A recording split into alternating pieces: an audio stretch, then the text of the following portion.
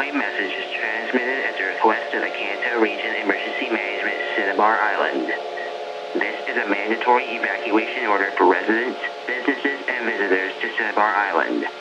Geologists with the Kanto Region Emergency Management and seismic sites in coastal areas on the island indicate that recent earthquakes have grown in intensity within the past couple of days, which has led to further concerns of a connection with possible volcanic activity on the island.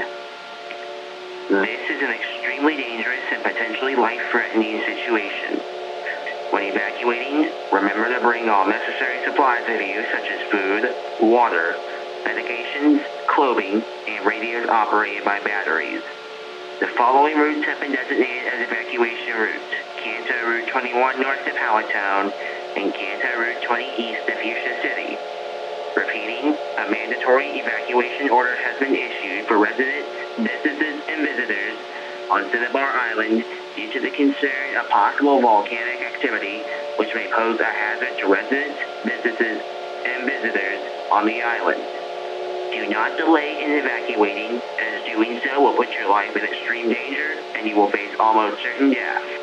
Continue to monitor local media outlets for further developments.